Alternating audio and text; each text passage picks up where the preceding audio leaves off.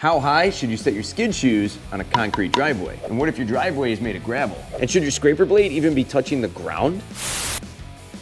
Hey guys and gals, welcome to Garage Gear. I'm JB. Just so we're clear here, these procedures will apply to most two-stage snowblowers. Let's start off with setting the skid height. For hard, smoother driveway surfaces like concrete or asphalt, based on my experience and from what most manuals recommend, you'll want to set the skids higher up on the auger housing. Setting the skids higher up will bring the auger housing lower to the ground as well as your scraper blade. Setting that scraper blade all the way down would pick up just about every flake of snow, but you don't want that scraper blade riding along the ground. The auger housing may get damaged underneath if the scraper blade wears down too much. But I want it picking up all the snow. Well, let me show you the problem with setting it all the way down to the ground. This scraper blade was set all the way down to the ground. You can see it's pretty roughed up here, and these bolts underneath here are worn at about a 30-degree angle. You can barely see the threads on these anymore. Same thing on this one over here. There's nothing left to it. And if your bolts are worn like that or worse, good luck getting those bolts off. Now my driveway, even though it's made of concrete, isn't entirely smooth. There's little bumps and cracks and transitions to the sidewalk that'll give these skids a good workout. So I want a little bit of clearance between the driveway and the scraper blade. Now here's a little trick that I've been doing for decades and it hasn't steered me wrong. Everyone can usually find 2 pencils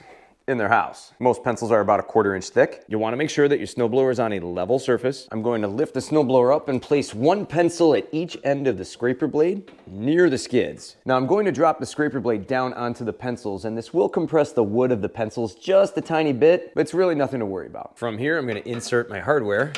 That's 1 and 2. Now before anybody out there panics, I did spray this area down with some fluid film to help prevent the rust from going any further. It's a smart idea to do that before you put your skids back on. Now that I have my hardware in place, I'm just gonna slide on my skid like so, get the washers where they need to be, and pop on my nuts. And from here, tighten them down.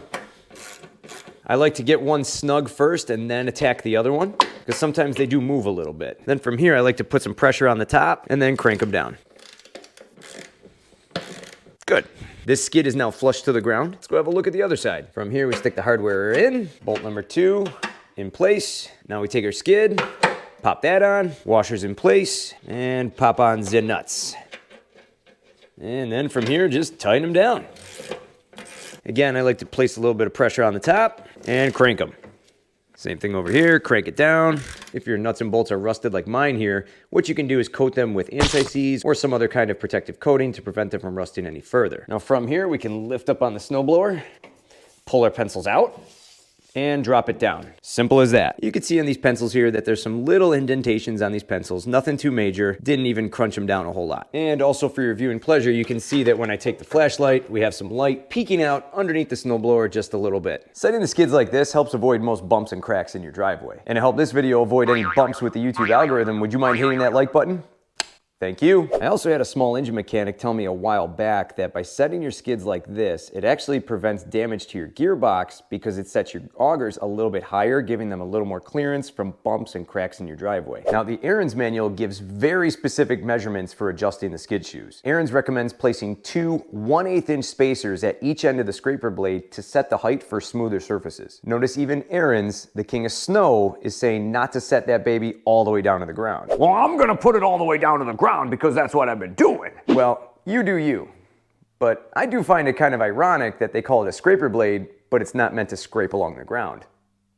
They do go on to say that once you place the spacers under each end of the scraper blade, you should lower the skids down to the ground surface equally on both sides and then tighten them down. To get that 1/8 inch space, you could use something like a couple of quarters or a couple of washers on each end, and that should suffice. Now you might be saying, okay, JB, but what if you have a rough driveway surface? Oh, you want to play rough, huh?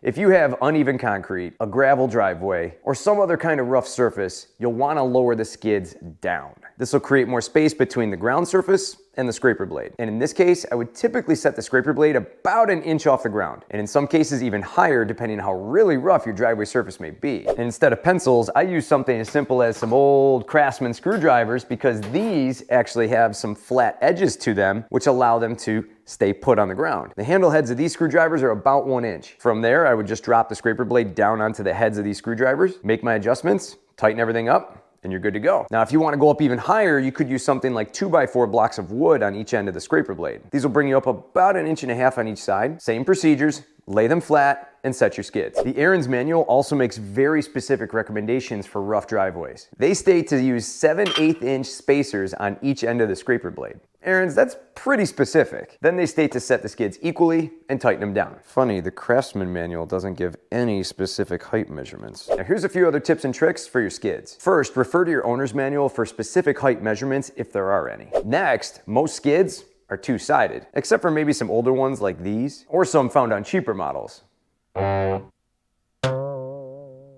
some skids, when the bottom edge starts to wear out or completely wear away, flip them. Doing so will help the snowblower glide better and help prevent wear to the auger housing, and potentially avoid damage to your augers or your gearbox like I mentioned earlier. Keep in mind that the parts up here cost a lot of money, so preventing any damage is a good thing. Plastic skids. Plastic skids are great if you have a professionally done driveway and you don't want to rough it up with metal skids. Some say that they do give a smoother ride, but I personally don't notice the difference, but they do wear down faster, so be mindful of that. You can also grab longer ones too in some cases, and those will take bumps a bit better. I have also seen some custom-made poly skids that were carved out with a CNC machine, and they were really thick and actually super durable, so pretty cool. Now here's a neat little trick. If your skids are one-sided and completely worn out and pretty thin like this one, what you could do is take the skid, put it in a vise, heat it up, hammer it down to create a new flat edge on the opposite side of the skid. This way you create a brand new skid surface, mount it back on, and you're good to go. They may not be perfect, but they'll do in a pinch.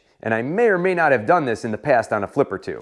Hey, you gotta do what you gotta do to save a buck. Now some of you out there might be asking, hey, where did you get those longer, heavier duty skids that you have on your Aaron's snowblower? Those are called armor skids, and you actually have to order those on the Armor Skids website. They take bumps far better than standard skids, and they wear like iron. Seriously, mine are several years old, and they're hardly worn. Little pricey, but if you plan to keep your snowblower for a long time, they're well worth it. I'm not affiliated with Armor Skids. I've purchased all my Armor Skids with my own money. I think they have a great product, and they're worth talking about. I'll have their website linked down below in the description. Just make sure that you have your model number handy when you go to order your pair. Also, here's a little tip. Before you go to put your skid shoe back on, spray the panel of the auger housing down with some fluid film or some other kind of protectant. These areas tend to see a lot of moisture, so rust is very prominent in these areas. A quick shot goes a long way, and you can see here that there's quite a bit of rust from years of neglect. Spray on a quick protective coating, pop your skids on, and you're good to go. For more information on how to rust-proof your snowblower from stem to stern, check out my full snowblower rust-proofing course linked down below in the description. For more cool garage gear content, click or tap the screen right here. Thanks so much for watching, and I'll see you in the garage.